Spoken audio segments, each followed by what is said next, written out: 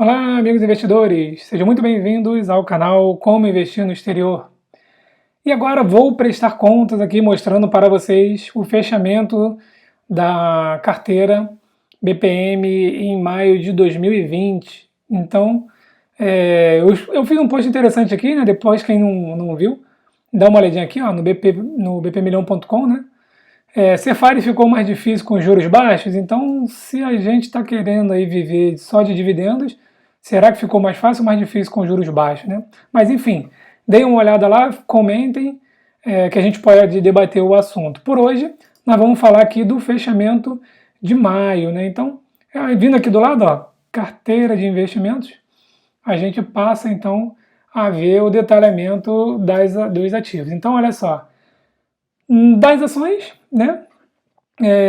O mês foi bom, subiu e tivemos uma boa alta aí. E a porcentagem sobre o preço médio, né? A carteira já estava.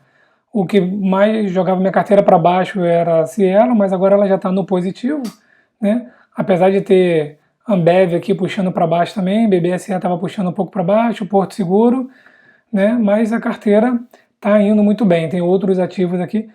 Penso em fazer aquele swing trade com Petro, tá? Então, olha só, eu comprei 16,35, tá com 24, fechou com 24%, né?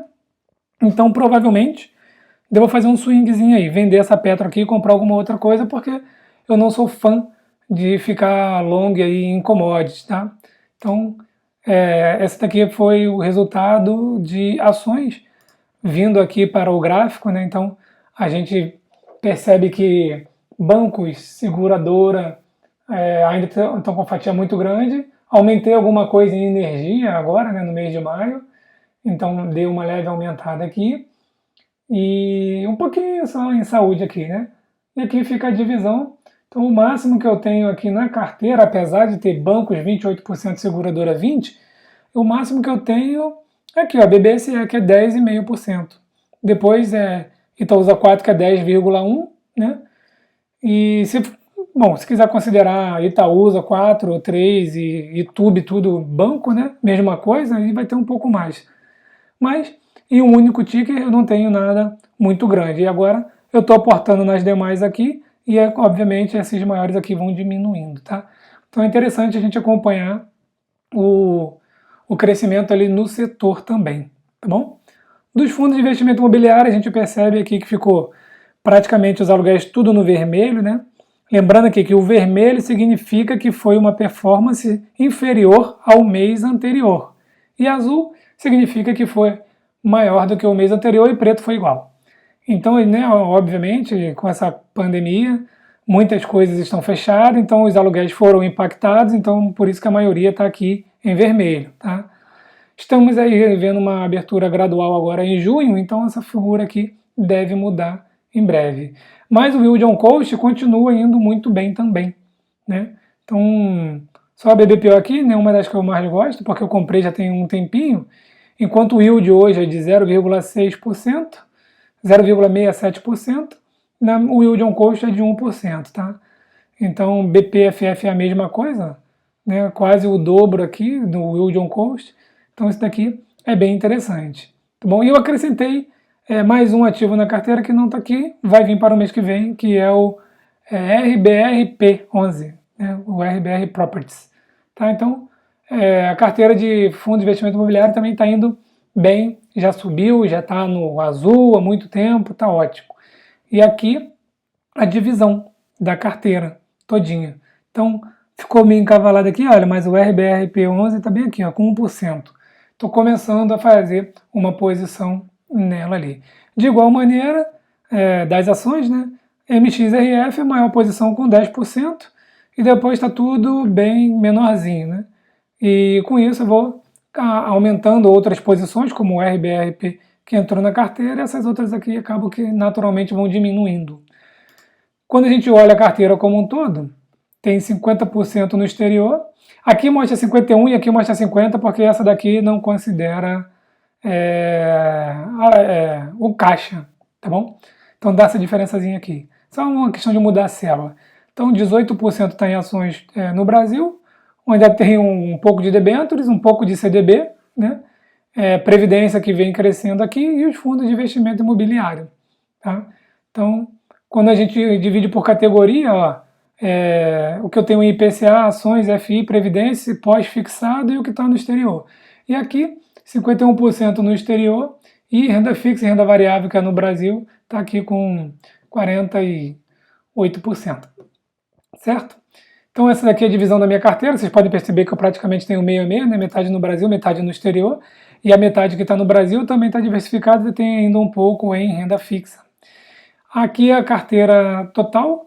A gente percebe ali, ó, janeiro, essa linha aqui é a linha do ano, né? Então tivemos uma bela caída aqui, ficando no negativo. Depois abril recuperou e agora maio recuperou de novo, já está acima de janeiro. Tá? Então já estamos aí bem no positivo em relação a janeiro, início do ano. E aí a barrinha roxa, olha, já foi mais um pouco lá para cima. E a tendência é que ela vá crescendo até dezembro de 2020, tá bom? Então, relembrando esse gráfico aqui, né, que as barrinhas tem que ser sempre superior à barra anterior. Isso mostra aí o crescimento tanto dos ativos quanto dos nossos aportes. Pulando aqui então para o como investir no exterior, a carteira. Se você não viu esse vídeo aqui, ele é bem bacana, né? Onde eu mostro se dá para a gente viver no Brasil recebendo dividendos em dólar. Fiz uma simulação aqui de uma carteira, então assista, depois comentem aí o que vocês acharam. Coloquei, não sei se vocês repararam, né? Mas agora ó, tem um painel aqui no nosso site, ó. Então se quiser ver moeda, se quiser ver o Bitcoin, né? O dólar, quanto que está agora, ó, 4,98, enfim. Se quiserem colocar que eu coloque algum ativo aqui que não esteja, é só me avisar, consigo configurar, tá bom? Isso aqui foi contribuição do nosso amigo Aposente aos 40, que ele colocou um painel desse lá no site dele e falou comigo, eu gostei, corri atrás e também coloquei um aqui. Então, obrigado aí ao A40 por me alertar aí por essa novidade, tá?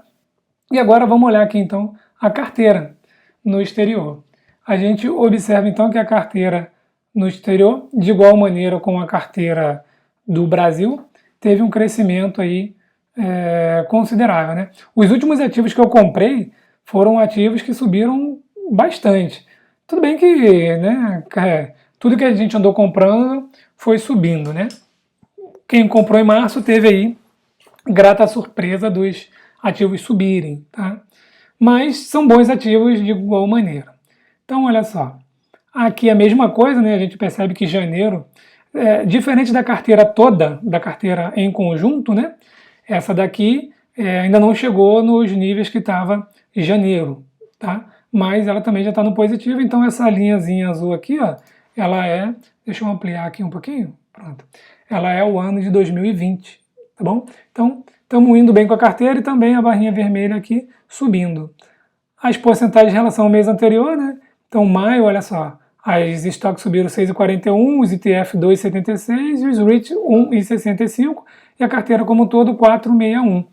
E os ativos que estão na minha carteira, CVS, se vocês relembrarem uns 6 meses aí, CVS estava 20% no negativo. Não aportei mais nela, não porque eu não acredite, mas sim porque ela já estava com uma fatia grande na carteira. E já recuperou, já está quase zerando aí essa baixa que teve de 20%. Então, e ela não diminuiu dividendos nem nada. Então, um ativo que oscilou bastante e manteve o pagamento de dividendos. Berkshire, então eu fiz aquele vídeo de Berkshire, né? Quem não assistiu, assista, dê sua opinião. Berkshire é promissora ou não, Buffett perdeu a mão ou não, é um assunto muito bom para a gente conversar. A AWS, American State Water, essa danadinha não baixa, vendi 1/3 e, né, tamo aí, coloquei o dinheiro em outra coisa. Apple, a mesma coisa, Visa também, olha, né? E Intelsat, tem pouca informação sobre ela, fico buscando, mas ela agora está sendo negociada com o ticker Intec.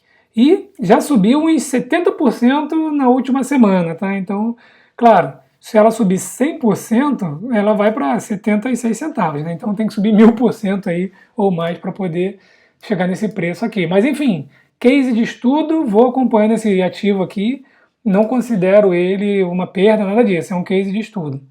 Se eu tiver novidades, eu vou trazer aqui para vocês, tá bom?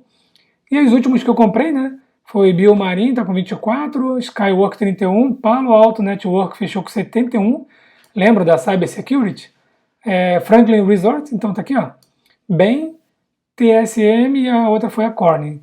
Dos ETFs eu não comprei nada e deram também uma melhorada aqui. Só os mercados emergentes que ainda fecharam negativo aqui junto com CSPXJ. Dos REITs, tive algumas compras aí, né, ao longo do tempo e tá aqui, ó. Esse aqui é o resultado. Então o DLR é um que não negativou, ativo muito bom, data center, né? E ficou aqui já no positivo. Os demais aqui, a maioria negativou mais de 50% até 70%. E a PR está mostrando uma grande força aí. Esse aqui foi o fechamento de maio, no entanto, hoje, que é 5 de junho, ela já está surpreendente, subiu muito aí, tá bom? Então esse daqui é a rentabilidade total na minha carteira, fora os dividendos já recebidos, né?